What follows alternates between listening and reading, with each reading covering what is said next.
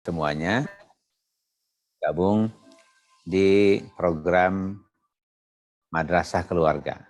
Tentu kita ingin menghadirkan keluarga yang di dalamnya diliputi sakinah, mawaddah, warahmah, ketentraman, cinta dan kasih.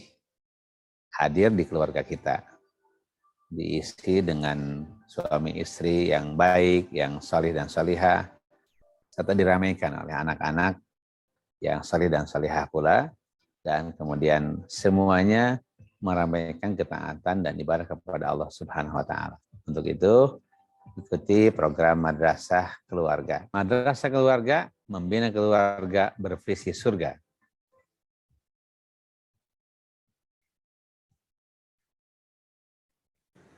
Bismillahirrahmanirrahim. Assalamualaikum warahmatullahi wabarakatuh. Sahabat, saya Dudi Mutakin. Ngajak gabung untuk ikut kajian Madrasah Keluarga melalui madrasahkeluarga.com. Untuk apa? Berikhtiar. Berikhtiar membangun sesuatu untuk bekal kita pulang nanti. Kalau saya banyak dosa, anak saya mendoakan saya Robik Firli wali walidayah, terus diijabah, maka dosa saya habis semua dan saya masuk surga tanpa hisab. Tidak mungkin itu terjadi kalau bukan dari keluarga ahli surga. Gabung di Madrasah Keluarga agar kita mendapatkan husnul khotimah, kalaupun tidak, mendapatkan orang-orang yang mendoakan kita saat kita beristirahat di barzakh. Dan itu sangat penting. Rasanya rugi kalau kita hanya hidup. Kemudian kita tidak membangun kualitas kita dan pada saatnya kita tidak mendapatkan doa. Harapkan doa itu dari anak-anak kita yang soleh dengan cara solehkan diri kita di madrasahkeluarga.com. Itu saja. Assalamualaikum warahmatullahi wabarakatuh.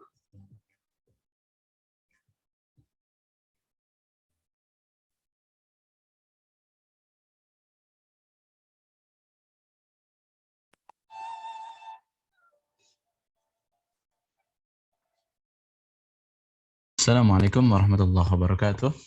Alhamdulillah wassalatu wassalamu ala Rasulillah wa ala alihi wa sahbihi wa man walah, amma ba'du.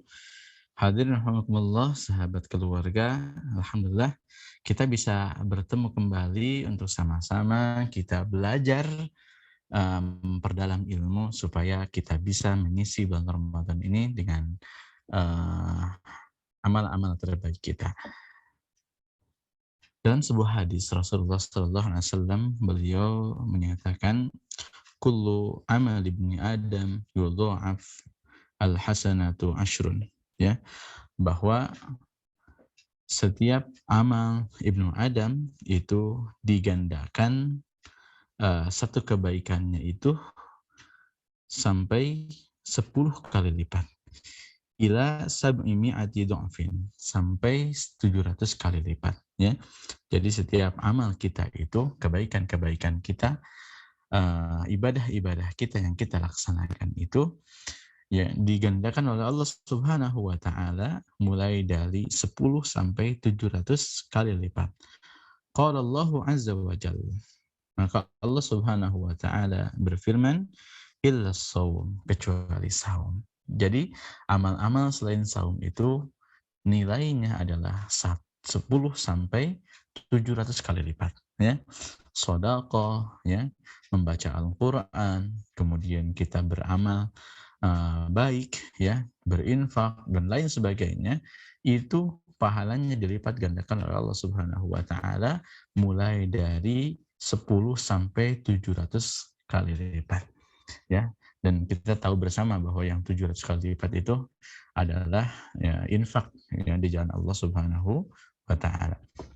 Nah, maka Allah Subhanahu wa taala berfirman, illa saum, kecuali saum. Saum itu nilai pahalanya, ya, tidak bisa dikali lipatkan oleh hitungan 10 sampai 700 tersebut. Kenapa? Karena saum itu merupakan khusus untuk Allah Subhanahu wa taala. Maka Allah Subhanahu wa taala melanjutkan firman-Nya, fa innahu li wa ana ajzi bihi. Karena saum ini adalah untukku, wa ana ajzi bihi, dan akulah yang akan memberikan balasannya secara sekaligus, ya. Jadi bukan lagi hitungan kita yang bisa menghitungnya, ya.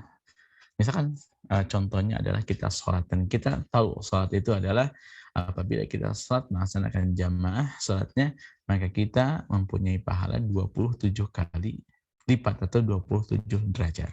Membaca Al-Quran, setiap satu hurufnya adalah 10 kebaikan, 10 hasanah. Ya. Sodakoh nilainya sampai 700 kali lipat. Artinya setiap ibadah-ibadah tersebut, setiap amalan-amalan tersebut, kita bisa tahu ya kira-kira berapa jumlah pahala yang akan kita dapatkan. Dan itu sah-sah saja kita untuk menghitung atau untuk mengetahuinya, karena memang banyak sekali di antara hadis-hadis yang bersumber dari Rasulullah SAW, beliau menyebutkan bagaimana nilai pahala dari sebuah ibadah.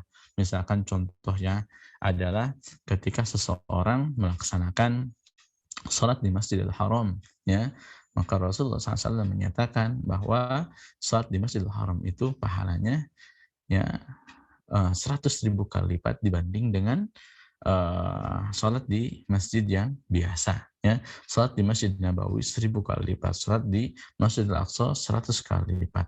Atau hadis-hadis yang mengatakan mengenai nilai dari amalan-amalan yang yang kita kerjakan. Misalkan haji, wal hajjul mabrur laisa lahu jazaun illa jannah. Jelas, haji mabrur tidak ada balasan yang cocok baginya kecuali surga. Tapi saum berbeda. Hadirin rahimakumullah, sahabat keluarga, saum tidak bisa kita ketahui nilainya kecuali hanya Allah Subhanahu wa taala yang bisa menilainya. Kenapa? Illa saum, kecuali saum, kata Allah Subhanahu wa taala, fa innahu bi, ya, fa innahu li, karena saum itu untukku, wa ana ajzi bihi, dan akulah yang akan memberikan balasannya secara langsung. Artinya saum kita ini, meskipun ibadah-ibadah yang lain betul itu merupakan hak dari Allah Subhanahu wa taala untuk menerima atau tidaknya. Tapi saum mempunyai kekhususan. Kenapa? Karena saum, ya, Bapak Ibu sekalian, tidak ada kriteria khusus ya bagaimana orang yang saum. Berbeda dengan orang sholat. Kriterianya orang yang sholat itu dia punya wudhu, misalkan, ya. Kemudian dia terlihat sedang qiyam, ya, sedang berdiri, ya, melaksanakan sholat. Nah, kelihatan kan kayak gitu. Atau orang yang sedekah kelihatan dia mengeluarkan infaknya, gitu kan? Ada gitu. Orang yang haji dia menggunakan memakai pakaian ihram, ada kriterianya. Tapi orang yang saum itu tidak mempunyai kriteria, ya. Karena sah saja orang saum, ya, dia tidak berwudu, sah ya. Orang yang saum, ya, kemudian dia tiduran, ya, sah, gitu kan, gitu. Yang penting orang saum jangan sambil makan, kan, kira-kira seperti itu, ya, gitu.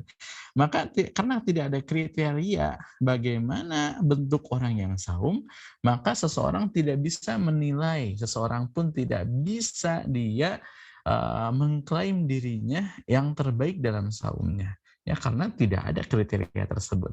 Maka Allah Subhanahu wa taala secara khusus menyatakan fa innahu li wa ana ajzi bihi. Saum itu untukku dan akulah yang akan memberikan balasannya.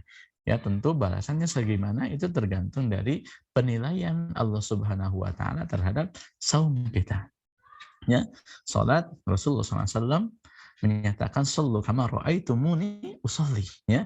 Salatlah kalian sebagaimana kalian melihat aku salat. Maka kita mencontoh bagaimana Rasulullah salat, ya, lewat hadis-hadis, lewat pengajaran daripada asatid ulama, ya, dijelaskan bagaimana sifat salat Nabi. Ketika haji, ya, maka khudhu anni manasikakum, ya. Ambillah dari aku bagaimana tata cara melaksanakan ibadah haji yang jelas, ya, sehingga ada pelajaran mengenai haji. Tapi pelajaran mengenai saum tidak ada, ya. Sumu kama, ya, saumlah kalian sebagaimana aku saum. Rasulullah tidak mengatakan seperti itu. Artinya, ya, saum ini betul-betul penilaiannya khusus datang dari Allah Subhanahu wa taala. Kemudian Hadis ini dilanjutkan yada'u syahwatahu wa ta'amahu min ajli, ya, bahwa orang yang saum itu kata Allah Subhanahu wa taala, dia meninggalkan syahwatnya, meninggalkan segala keinginannya, dan meninggalkan makanannya karena aku, kata Allah Subhanahu wa taala. Ya.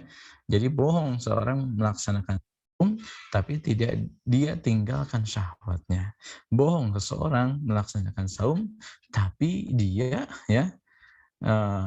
malah makan. Nah, jelas ya seperti itu.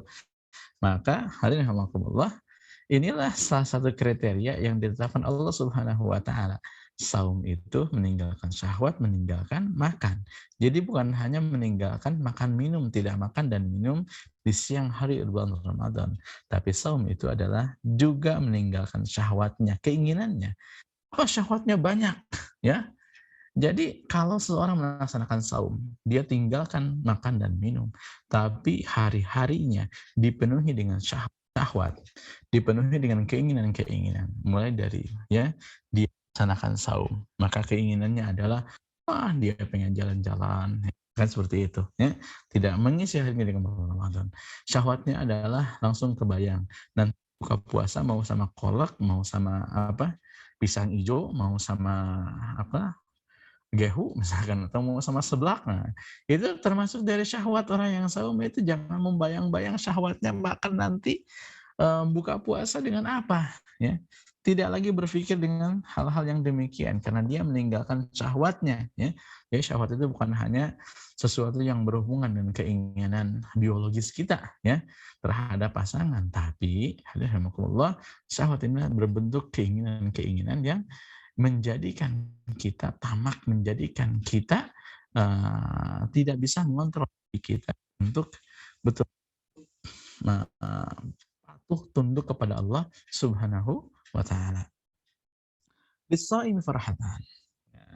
Maka bagi orang yang saum itu dia mendapatkan dua kebahagiaan. Farhatun 'inda fitrih wa farhatun 'inda liqa'i rabbih. Ya, kebahagiaan yang pertama, kesenangan yang pertama adalah kesenangan ketika indah fitrih, ketika fitrinya berbuka, ya. Ketika fitrinya datang, ya. Ketika iftarnya datang, ketika waktu berbukanya datang, maka dia akan gembira. Tidak ada orang saum dia tidak senang, tidak bergembira dengan datangnya waktu berbuka puasa, ya. Itu pasti akan gembira. Maka kegembiraan ini yang tidak bisa terbeli, ya, tidak bisa didapatkan oleh orang yang tidak saum. Ada orang yang untuk tapi niatnya bukan saum karena Allah Subhanahu wa taala, niatnya adalah untuk diet misalkan kayak gitu. Itu berbeda, ya, tidak akan sebahagia orang yang melaksanakan saum karena Allah Subhanahu wa taala, meninggalkan minum, meninggalkan syahwatnya mulai dari terbit pagi sampai nanti terbenam matahari karena Allah Subhanahu wa taala, dia akan gembira. Ya, sedangkan orang yang meninggalkan makan minum dikarenakan tujuan tertentu, ingin diet lah misalkan, ya, lain sebagainya, itu tidak akan sebahagia orang yang ketika dia saum dan mendapatkan waktu berbukanya. Janji Allah Subhanahu wa taala, lis-shaimi farhatan. Ada dua bahagia yang akan didapatkan oleh orang yang melaksanakan saum, ya. Farhatun 'inda fitrih. Yang pertama adalah bahagia ketika datangnya waktu berbuka, wa farhatun 'inda liqa'i rabbih, dan kebahagiaan yang kedua adalah bahagia ketika bisa bertemu dengan Allah Subhanahu wa taala. Jadi janji Allah Subhanahu wa taala adalah orang yang saum itu farhatun 'inda liqa'i rabbih. Ada janji dari Allah Subhanahu wa taala. Orang yang saum, saumnya karena Allah Subhanahu wa taala, diisi saumnya dengan amalan-amalan terbaik karena ingin mendapatkan ridha Allah Subhanahu wa taala, maka Allah Subhanahu janjikan inda liqa'i rabbih, kita akan bahagia ketika kita bisa bertemu dengan Allah Subhanahu wa taala. Kenapa? Karena hanya dengan melaksanakan saum, janji Allah Subhanahu wa taala mengatakan, ya, kita dengan saum kita bisa mengantarkan kita bertemu langsung dengan Allah Subhanahu wa taala. Wala khulufu fammi shaimi atyabu min rihil indallahi min rihil misk. Ya. Dan pastilah. Nah, di sini ya ada bentuk taukid wala khulufnya, dan tentulah gitu ya, dan pasti ya, baunya orang yang saum, bau mulutnya orang yang saum itu Subhanahu wa ta'ala atyabu, lebih baik ya dibanding dengan rihal misk ya, dibanding dengan harumnya wangi kasturi ya, wangi minyak wangi ya, itu lebih harum di sisi Allah Subhanahu wa ta'ala. Kenapa? Karena apa yang ditimbulkan dari saum tersebut ya, bau mulutnya saja itu diterima oleh Allah Subhanahu wa ta'ala. Bagaimana kalau amalan-amalan yang lain? Bagaimana kalau ibadah-ibadah terbaik kita? Maka oleh karena itu, ini mudah-mudahan menjadi pengingat bagi kita untuk senantiasa kita menghadirkan amalan-amalan terbaik kita di bulan Ramadan ini. Demikian. Wassalamualaikum warahmatullahi wabarakatuh.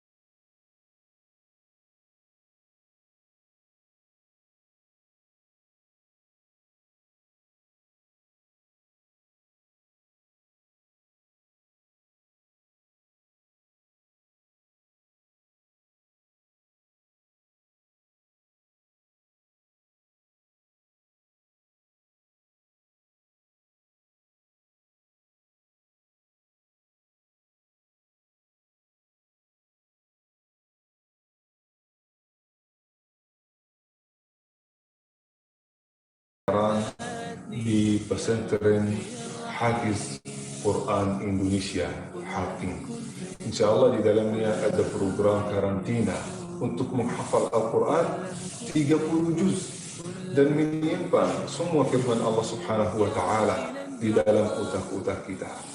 Nah, luar biasa kalau kita sudah menjadi hafiz Al-Quran.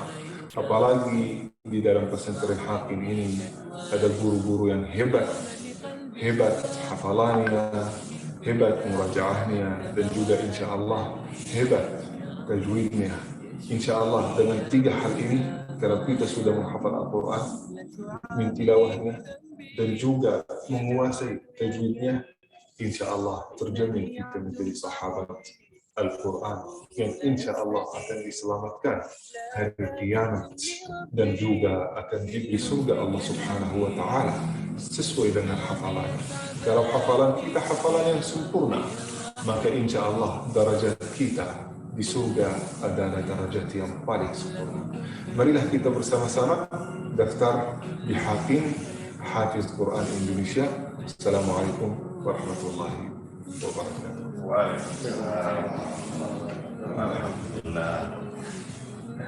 Bagaimana perasaannya masuk di Hafiz Quran Indonesia?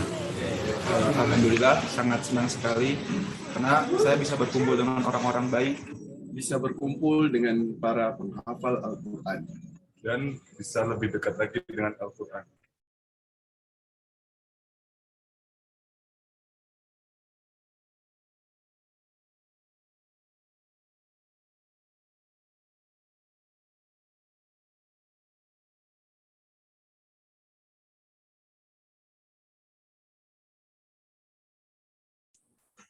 Bismillahirrahmanirrahim. Assalamualaikum warahmatullahi wabarakatuh. Alhamdulillahilladzi arsala rasulahu bil huda wa dinil haqq yudhhirahu 'ala dini kullih wa kafa billahi shahida. Asyhadu an la ilaha illallah wa asyhadu anna Muhammad abduhu wa rasuluh alladzi la nabiyya ba'dahu. Pertama-tama dan yang paling utama dan yang harus selalu kita utamakan, marilah kita sama-sama panjatkan puja-puji syukur kita kehadirat Allah Subhanahu wa taala yang telah memberikan kita beribu-ribu nikmatnya, yang diantaranya dan utamanya adalah nikmat iman dan juga nikmat Islam. Tak lupa salawat berserta salam pula kita panjatkan kepada junjungan baginda Nabi Muhammad Sallallahu Alaihi Wasallam serta kepada keluarganya, para sahabat, para tabiin dan tabiatnya, semoga pada kita selaku umatnya. Amin ya Allah ya Rabbal Alamin. Baik hadirin sekalian, izinkan Ana memperkenalkan diri. Perkenalkan, nama saya Muhammad Gofar dari Hafiz Quran Indonesia. Insya Allah hari ini saya berkesempatan untuk membantu ibu bapak sekalian ya. Kalau dari ilmu mungkin bapak ibu sekalian udah lebih dari Ana ya. Baik, insya Allah untuk hari ini kita akan membaca surat Al-Baqarah dari ayat 1 sampai 5 ya.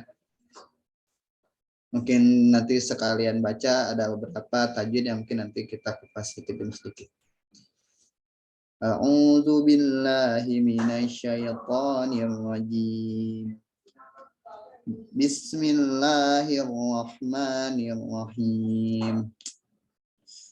Oke, kalau di Bismillah ini mungkin sudah pernah dijelaskan juga ya kemarin sama Ustadz Ana, Ustadz Syihab. Mungkin sedikit kita mengulang ya. Pertama di sini ada kata Bismillah. Kalau dulu Ana di pondok Ana tuh kalau kita udah bicara tajwid biasanya langsung gitu kayak Bismillah, lillah, tarkik artinya tipis apabila ada lafaz Allah atau sukun sebelumnya berharokat kasrah maka dibaca tarkik. Nah, jadi kata Allah ini dibaca tarkik ya, tipis karena di sebelumnya ada harokat kasrah. Jadi tidak tebal. Bismillah, bismillah tipis, tidak bismillah tidak, tapi tipis. Lanjut kemudian Ar-Rahman. Di sini ada alif lam bertemu dengan huruf ra.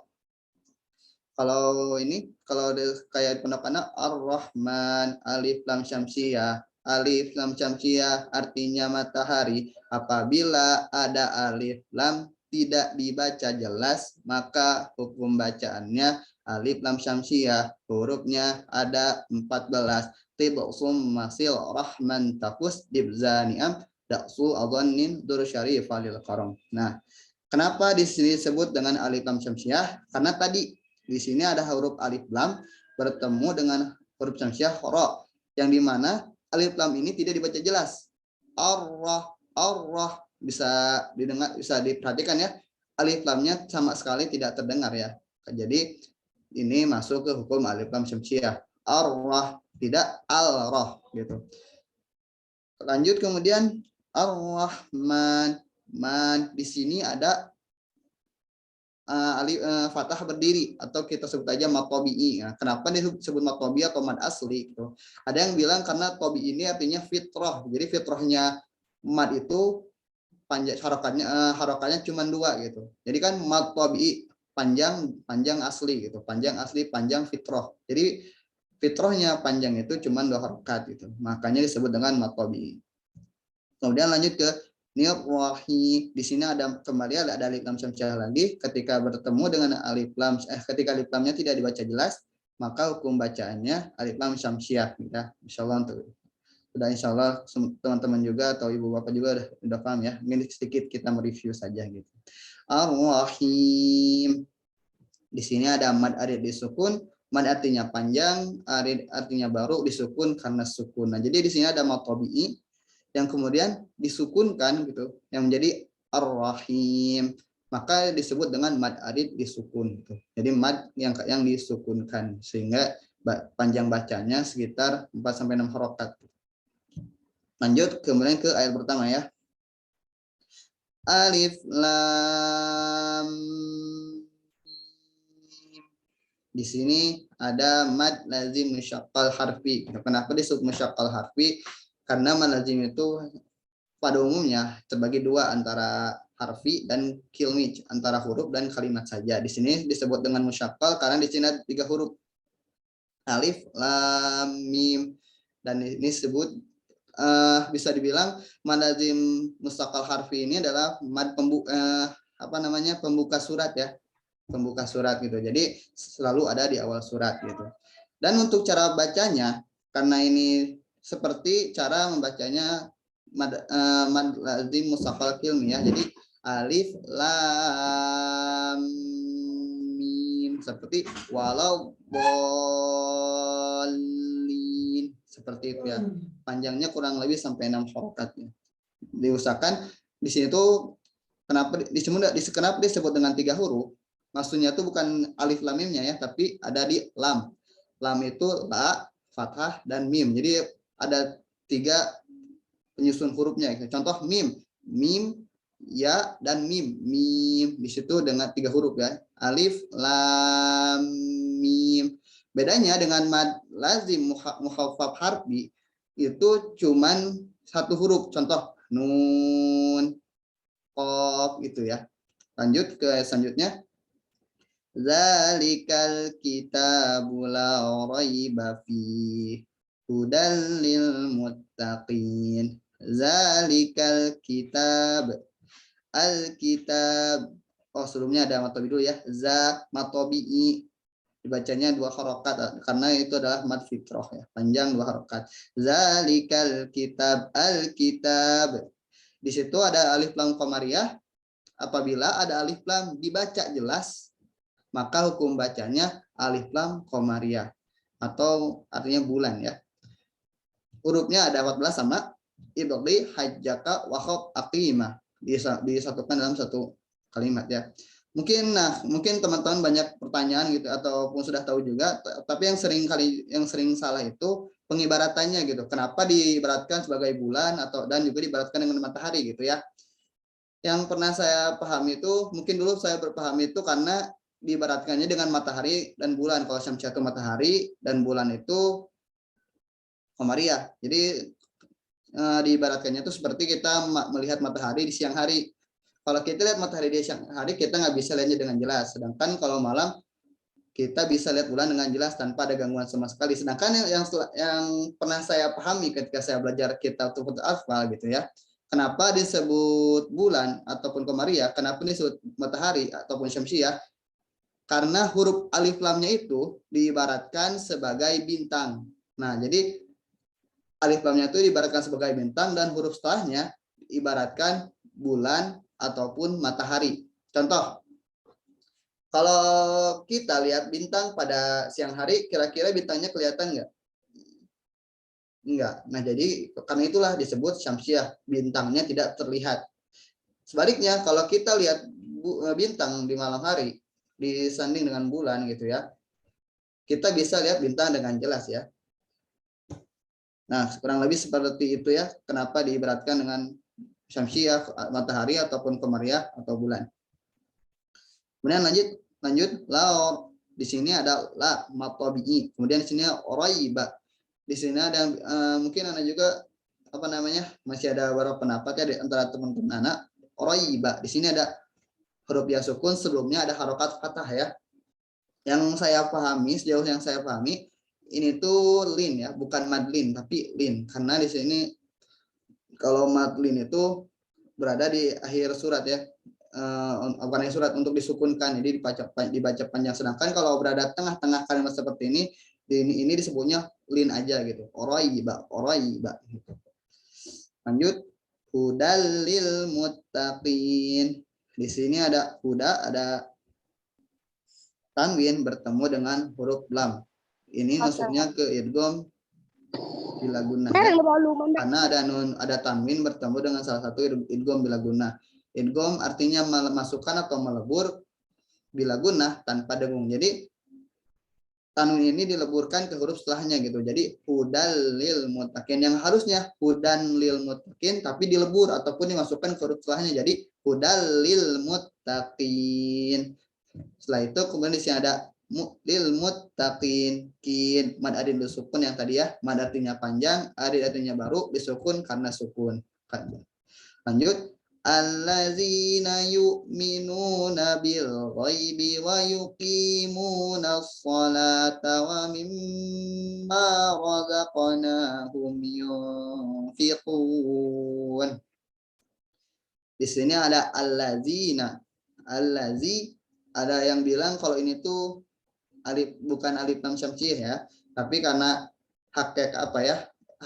hakikatnya tasdid. Tasdid itu terdiri dari 2 huruf sukun dan huruf hidup gitu ya. Jadi bisa dibilang di sini tuh kayak ada lam sukun bertemu dengan lam hidup gitu. Jadi allazi. Jadi di sini termasuk bisa dibilang alif lam syamsiah gitu ya. Jadi ketika ada alif lam tidak dibaca jelas, maka hukum bacanya alif lam syamsiah. Kemudian allazina, di situ zina di situ ada kasroh bertemu dengan ya sukun yang artinya itu mad tabi'i ataupun mad fitrah atau mad asli ya. Allazina dibaca 2 harokat. Kemudian yu'minuna kembali lagi itu di situ ada mad tabi'i, ada domah bertemu dengan waw sukun. Yu'minuna itu hukum bacanya mad tabi'i dibaca 2 harokat. Bil ghaibi. Di sini ada bil ghaibi. Alif lam qamariyah bil. Alif lam qamariyah ketika alif lamnya tidak dibaca jelas. Bil. Itu hukum bacanya alif lam qamariyah. Kemudian lanjut bil ghaibi. Ghaibi. Di sini ada ya sukun, sebelumnya harokat fathah, maka hukum bacanya adalah lin, lembut atau lembut ya. Lanjut wa yuqimuna. Di situ ada maqabi lagi ya. Wa yuqi. Di situ ada kasroh bertemu dengan ya sukun muna. Di situ ada domah bertemu dengan waw sukun. Dibaca 2 harokat. Lanjut ke as-salata. Ada alif lam syamsiyah. Ketika alif lam tidak dibaca jelas, maka hukum bacanya alif lam syamsiyah. As-salata.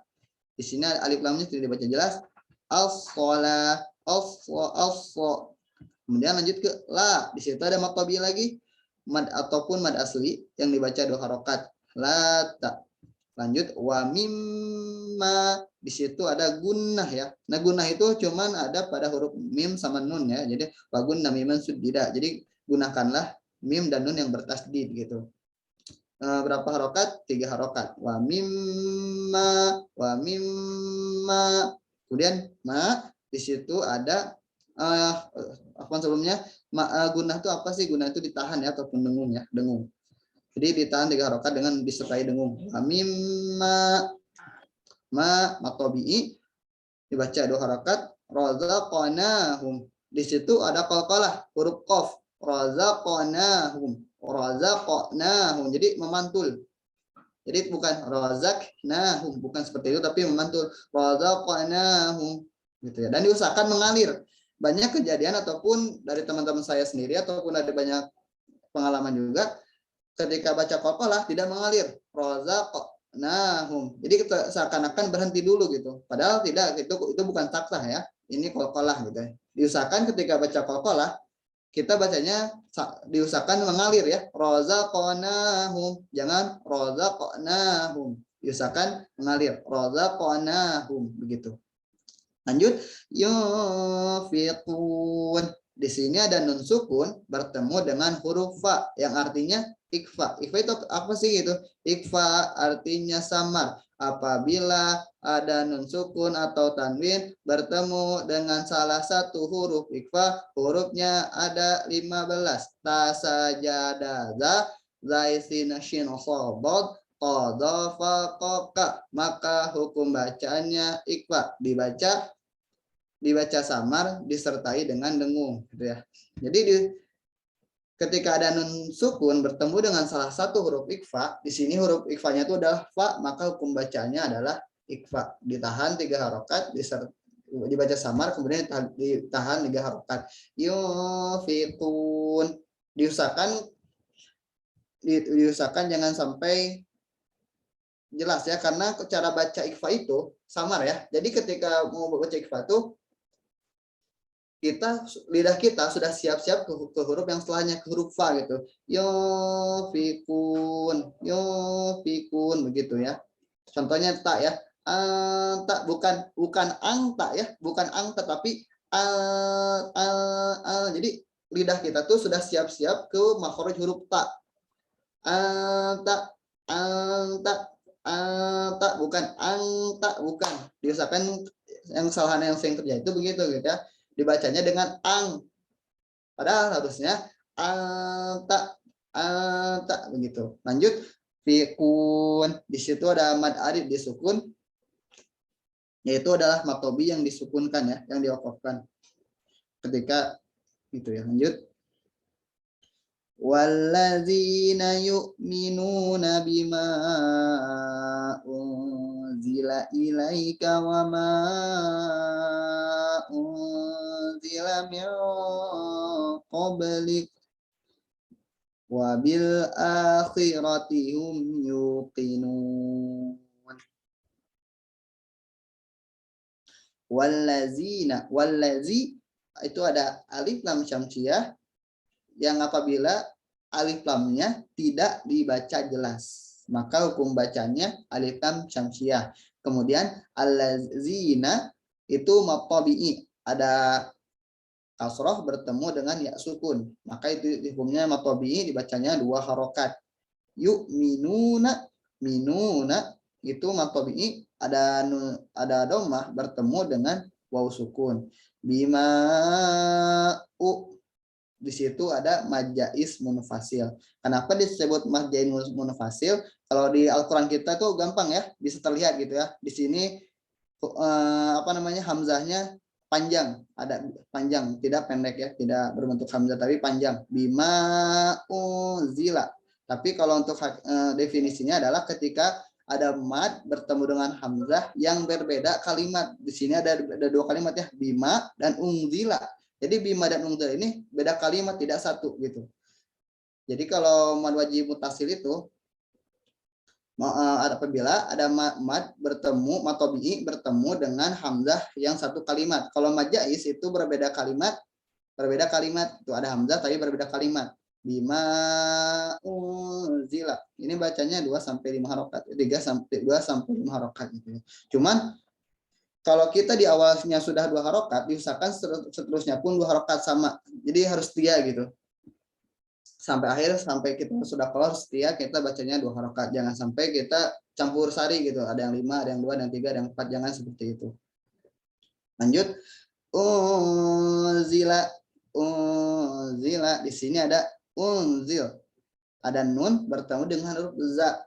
Itu artinya, itu hukum bacanya adalah ikfa. Ikfa artinya samar apabila ada nun sukun bertemu dengan salah satu huruf ikfa, yaitu hurufnya ada 15, maka hukum bacanya ikfa. Cara bacanya dibaca samar kemudian ditahan 3 harokat. Lanjut, ilaika. Di situ laika ada ya sukun yang artinya lin ya, hukum bacanya lin. Lanjut, wama di situ ada mad jaiz munfasil lagi ya. Ada mad tabi'i bertemu dengan hamzah yang berbeda kalimat. Lalu ada unzil, nun bertemu dengan za yang artinya atau hukum bacanya adalah ikfa. Ikfa artinya samar. Di cara bacanya dibaca samar kemudian ditahan 3 harokat. Kemudian mil qablik. Nah, di sini ada nun sukun bertemu dengan huruf qaf. Nah, untuk huruf qaf ini karena dia huruf istilah, nah jadi setiap ada ikfa bertemu dengan huruf istilah, diusahakan huruf cara bacanya itu ditebalkan. Mil qab, berbeda dengan huruf yang bertemu dengan tak tadi, tak tipis. Tapi kalau bertemu dengan huruf istilah, diusahakan bacanya tebal. Mil qablik, agak tebal ya. Kalau bertemu dengan huruf istilah. Huruf istilah itu ada berapa sih? Yang ini ya, khasarak tinqidin gitu. Ya, ketika ikfa bertemu dengan salah satu huruf itu atau nun sukun bertemu dengan salah satu itu, dan jika hukumnya ikfa maka dibacanya sama tapi ditebalkan. Lanjut, wabil akhirah. Di situ ada alif lam qamariyah karena ada alif lamnya dibaca jelas. Wabil akhirah. Ada mad tabi'i dibaca panjang 2 harokat. Kemudian akhirati hum yu. Di sini ada hukum bacaan izhar syafawi, ada mim sukun bertemu dengan huruf ya. Jadi apabila ada mim sukun bertemu dengan salah satu huruf izhar selain mim dan ba, nah itu huruf izhar itu selain mim dan ba ya, maka mim sukunnya dibaca jelas, tidak dibaca samar, dibaca jelas. Hum yu. Tidak dibaca jelas tanpa dengung sama sekali gitu. Yu, di situ ada yu, itu mad tabi'i. Kemudian kinun, tadi sama ya. Ini mad alif disukun, dibacanya 4 sampai 6 harokat. Kemudian lanjut kita lanjut kayak selanjutnya. Ulaika ala hudam min rabbihim wa ulaika humul muflihun. Di sini ada ulaika, itu ada ini ya, ada mad wajib mutasil ulaik. Di sini ada mad tabi'i bertemu dengan hamzah dalam satu kalimat ya. Ulaika. Kemudian ala di sini mad tabi'i, hudam ada tanwin bertemu dengan mim yang artinya idgham ya. Hudamir, bukan artinya tapi hukumnya idgham. Hudam ada tanwin bertemu dengan huruf idgham bigunnah.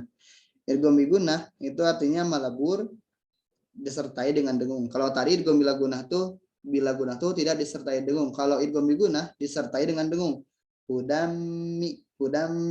Jadi di tanwinnya dimasukkan ke huruf setelahnya, ditahan disertai dengan dengung. Hudam diusahakan sampai 3 harokatnya. Kemudian lanjut di sini ada mirra. Di sini ada idgham bila gunnah. Yang tadi idgham bila gunnah tuh memasukkan tanpa disertai dengan dengung. Kemudian rabbihim ada tasydid ya. Bihim wa mir rabbihim wa ula mir rabbihim wa. Di sini ada mim sukun bertemu dengan huruf wa yang artinya idhar syafawi ya, jelas di bibir. Jadi tidak ditahan sama sekali, langsung ke huruf setelahnya. Mir rabbihim wa ulaika humul muflihun. Kemudian di situ ada ulaika tadi manaji mutasil, lanjut ke humul. Itu tadi alif lam qamariyah karena alif lamnya dibaca jelas. Karena alif lamnya dibaca jelas, maka hukum bacanya alif lam qamariyah. Langsung ke muflihun. Itu mad alif disukun yang artinya panjang sampai 4 sampai 6 harokat. Jadi ketika ada mad tabi'i yang diwakafkan, maka yang disukun yang berada di akhir kalimat, maka hukum bacanya adalah mad alif disukun. Mungkin untuk hari segini yang bisa saya sampaikan. Kurang lebihnya mohon maaf apabila ada benarnya itu dari anak pribadi, kalau ada salahnya itu dari anak pribadi, kalau ada benarnya itu dari Allah Subhanahu wa taala. Mungkin ada pertanyaan atau seperti apa, bagaimana?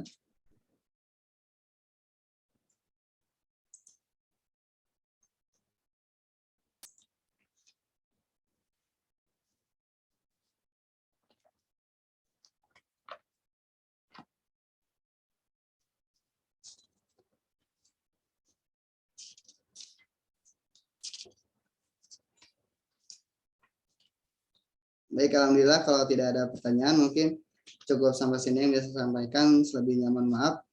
Wassalamualaikum warahmatullahi wabarakatuh.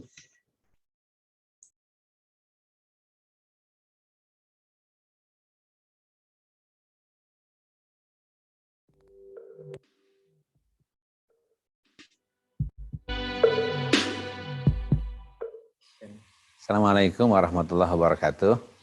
Saya Kang Aher.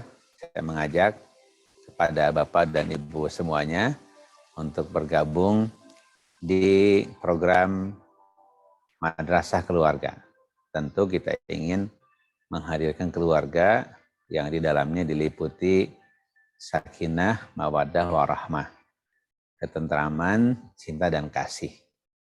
Hadir di keluarga kita, diisi dengan suami istri yang baik, yang salih dan salihah, serta diramaikan oleh anak-anak yang salih dan salihah pula, dan kemudian semuanya meramaikan ketaatan dan ibadah kepada Allah Subhanahu wa taala. Untuk itu, ikuti program Madrasah Keluarga. Madrasah Keluarga membina keluarga bervisi surga.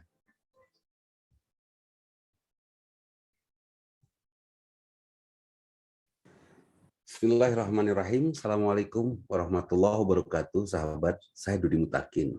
Ngajak gabung untuk ikut kajian Madrasah Keluarga melalui madrasahkeluarga.com. Untuk apa? Berikhtiar. Berikhtiar membangun sesuatu untuk bekal kita pulang nanti. Kalau saya banyak dosa, anak saya mendoakan saya Robik Firli wali walidayah, terus diijabah, maka dosa saya habis semua dan saya masuk surga tanpa hisab. Tidak mungkin itu terjadi kalau bukan dari keluarga ahli surga. Gabung di Madrasah Keluarga agar kita mendapatkan husnul khotimah, kalaupun tidak mendapatkan orang-orang yang mendoakan kita saat kita beristirahat di barzakh. Dan itu sangat penting. Rasanya rugi kalau kita hanya hidup, kemudian kita tidak membangun kualitas kita, dan pada saatnya kita tidak mendapatkan doa. Harapkan doa itu dari anak-anak kita yang soleh, dengan cara solehkan diri kita di madrasahkeluarga.com. Itu saja. Assalamualaikum warahmatullahi wabarakatuh.